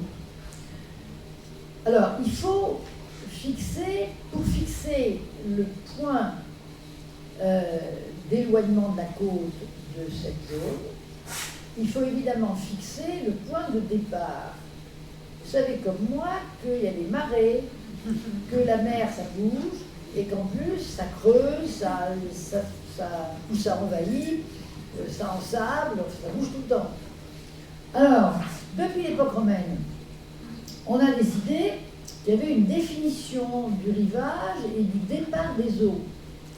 C'est la ligne de la plus grande marée à marée basse. C'est de là que part le territoire maritime. Mais quand les côtes sont extrêmement échancrées, découpées, que vous avez des îles, des casquilles, des câbles, etc., on a inventé une fiction qui est celle des lignes de base droite. Les États ont le droit, et après ça va déclencher leur projection en mer, donc ça va leur donner plus de territoire marins. Ils vont réduire le découpage et les échancrures de la côte en prenant une ligne droite. Alors il y a des règles dans la Convention sur le droit de la mer. La ligne droite ne doit pas faire plus de telle longueur, ne doit pas fermer des baies trop larges, etc. Enfin, pas de calcul. Les géophysiciens font ça très bien, et les cartographes. Et donc, il y a une possibilité de tracer les lignes de base droite, ce qui fait que les États incluent dans leur territoire terrestre, on appelle ça les eaux intérieures, comme c'est recouvert par l'eau, des portions importantes et projettent plus loin leur territoire maritime. C'est une fiction parce que c'était trop compliqué de suivre le dessin de la côte. Voilà. Pour les nappes phréatiques, en Amérique du Sud, par exemple, l'eau, j'ai coupé, c'est... Pardon, excusez-moi. Comment faire pour définir la propriété d'une nappe phréatique? Voilà. Ça c'est un problème. Alors il y a une notion qu'on a inventée, que les juristes inventent toujours des trucs plus ou moins utilisables, c'est la souveraineté partagée. Parce que pour les eaux douces, qui sont quand même un problème majeur pour l'humanité, un des problèmes les plus cruciaux, c'est vrai que vous avez des fleuves frontières ou des fleuves qui traversent un territoire avant de passer dans un autre. Et si vous prenez le cas, par exemple, des grands fleuves asiatiques, la Chine a construit des quantités de barrages, le Laos a continué sur le Mekong, et finalement, quand le fleuve arrive au Cambodge et au Vietnam, il n'y a plus d'eau, avec des conséquences dramatiques. Au Vietnam, c'est donc l'eau de mer qui remonte, des hectares de rizières sont supprimés. Bon. Donc, il faut décider du statut international de ces eaux, et les eaux, ça bouge. Contrairement au territoire. Le territoire, on sait où il est. Mais les eaux, ça bouge. Donc, on met au poids, il y a une convention sur les fleuves. Alors, les nappes phréatiques, c'est un peu le même régime. Quand elles sont à la frontière de deux États, il faut des accords entre les deux États. S'il n'y en a pas, on va à l'arbitrage. Et là, c'est très difficile parce que les juges n'ont pas beaucoup de références. Donc, c'est les jugements en équité qui pratiquent à ce moment-là. Voilà.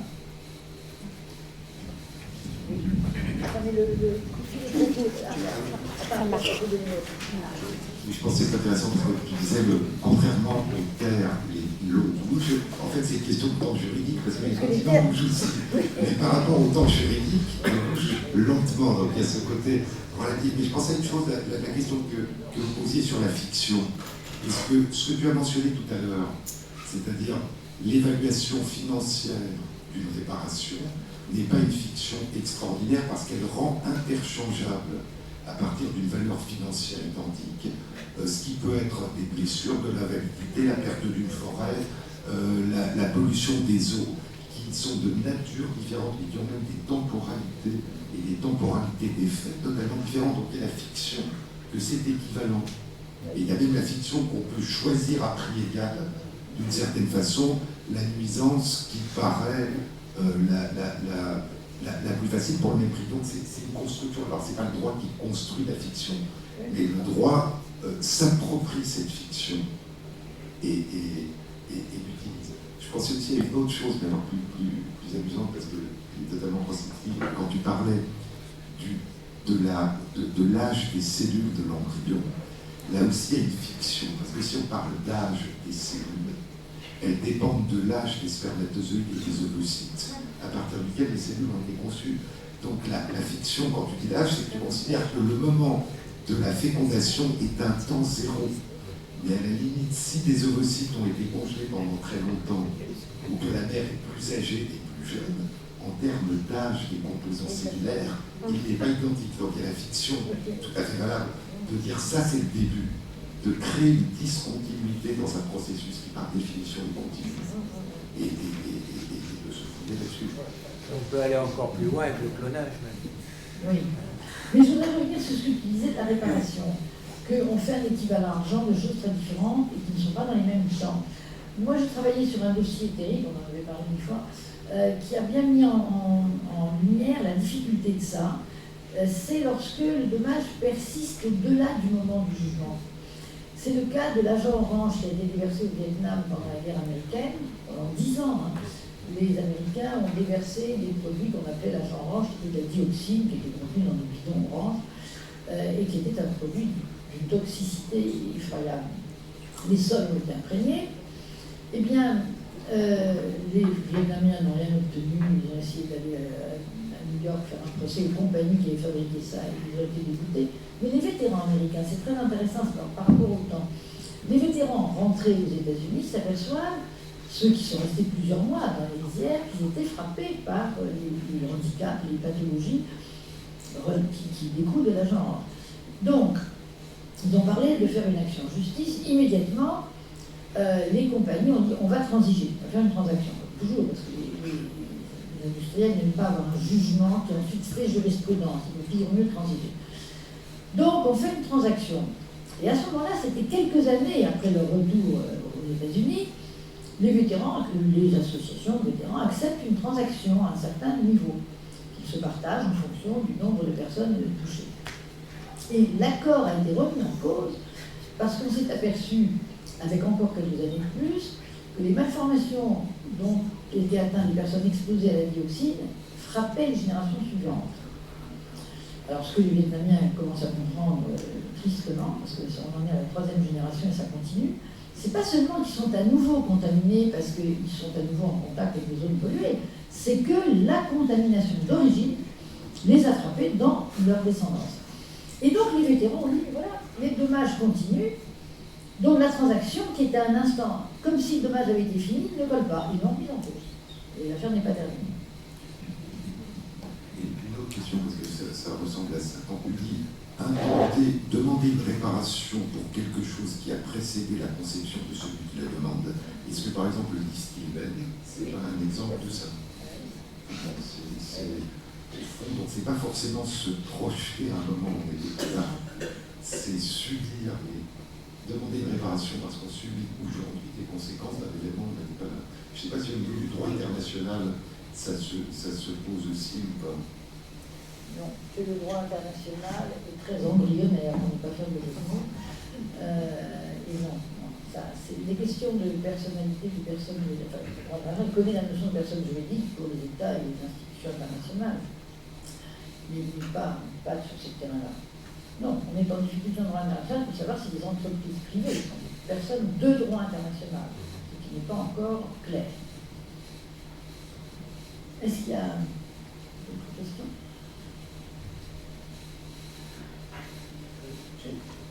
Dans le cas de l'agent orange, la plainte était contre une société ou contre le gouvernement? Non, le gouvernement a une immunité. je connais Monsanto, ils étaient 50 compagnies en fonction de l'armée américaine, 50 compagnies, les plus grosses. Non, alors les vétérans, justement, comme on ne peut pas traduire le gouvernement américain en justice, les vétérans, c'est eux qui ont commencé aux États-Unis. Ils sont allés voir la compagnie, ils ont donc fait une transaction qui ensuite a été mise en cause et c'est actuellement en débat. Les Vietnamiens ont mis très longtemps à prendre la mesure du problème.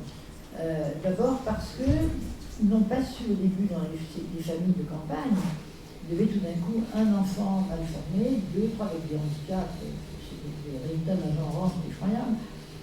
Les familles ont eu plutôt honte et elles ont caché ces malades. Il y a des gamins comme ça qui sont pas sortis de chez eux parce qu'on ne voulait pas, on avait peur que les autres, on a compris que dans la même famille, il y en avait 2, 3, 4, on avait peur que ceux qui n'étaient pas atteints ne puissent pas se marier, donc on cachait ceux qui étaient atteints.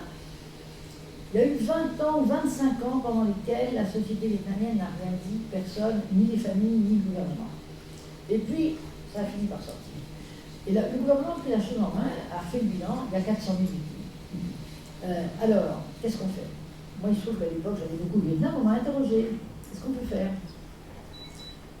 Le droit international, il est terrible, parce que c'est un droit très primitif. Pour aller dans la Cour de la Haye en réparation, que le Vietnam demande réparation au gouvernement américain, ce qui était le plus logique. C'est impossible, puisque pour aller dans la Cour de la Haye, il faut l'accord des États. Les États-Unis n'acceptent pas la juridiction de la Cour de la Haye. Donc cette voie-là a été fermée. Alors, qu'est-ce qui restait? Je leur avais dit, mais d'autres juristes ont dit la même chose. Il reste à constituer une association victime et à vous porter requérant devant les tribunaux américains, mais vous ne pouvez pas le faire contre le gouvernement. C'est pas possible, il y a une immunité juridictionnelle. Il faut le faire contre les compagnies. C'est ce qu'ils ont fait, mais le juge américain, dans le district de Brooklyn, en première instance, les a députés, en disant, ce qui était affreux, parce qu'il y a eu une présomption de lien de causalité pour les vétérans. C'est-à-dire que dès lors qu'ils pouvaient apporter la preuve qu'ils avaient été dans une zone contaminée pendant un certain délai, leur pathologie était présumée dépendre de la contamination. On ne cherchait pas plus loin le lien. Alors que les Vietnamiens, quand ils sont arrivés devant le juge américain dit « Ah mais non, vous ne m'apportez pas la preuve du lien de causalité. Il y en a parmi vos victimes qui ont des cancers, c'est pas forcément l'agent, etc.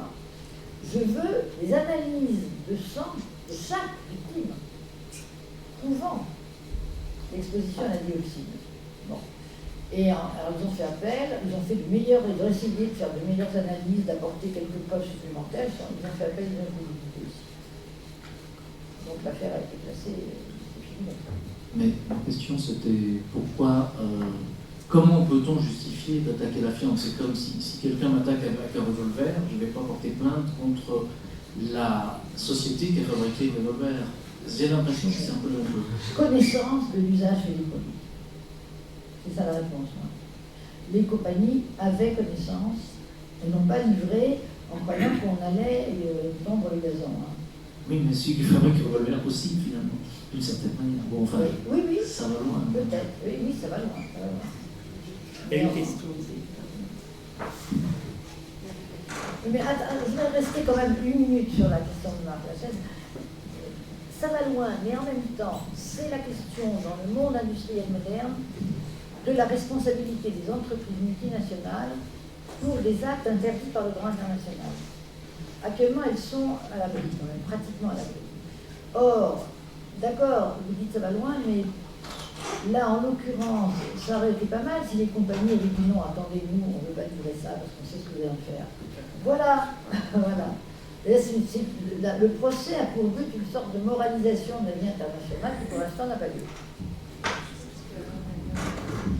Le point de Marc qui est intéressant aussi, c'est que si les États voyaient engager leur responsabilité, leur co-responsabilité dans l'utilisation de ce qui était dangereux, ça serait tout à fait différent simplement du fournisseur du produit. Évidemment. Attends, moi je suis archi pour. Autant que le fournisseur, de l'exemple du pistolet matin, mais le fournisseur du produit n'est pas forcément au courant de l'usage qui en sera fait.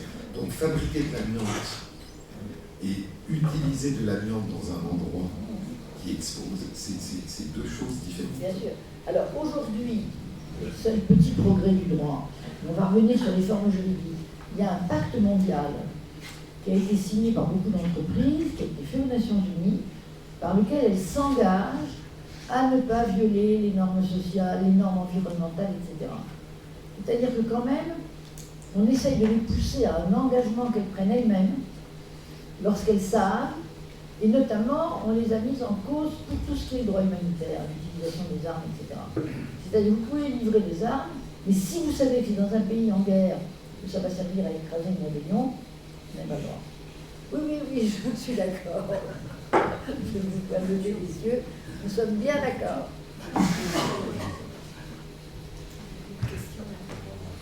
Oui, allez-y. Peut-être une dernière question. Il y en avait au moins deux. Oui.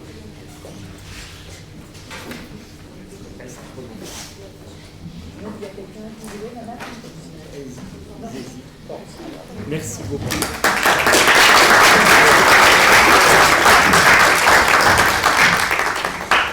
Merci beaucoup. Donc, on reprendra, donc c'est la dernière séance avant l'été, on reprendra en septembre. Le 18 septembre. Donc, la prochaine sera le 18 septembre, à la même heure, mais pas au même endroit. Donc à partir de septembre, ça sera l'Amphi du Chaux, qui est en face. Donc vous aurez les renseignements. Donc à la même heure, à l'amphithéâtre du Front. Et la première, le 18 septembre, sera donnée, donc l'exposé sera fait par Geneviève Fraisse sur temps contre temps, pas le titre exact, émancipation, égalité. Et donc je serai le discuteur. Bon été et à bientôt.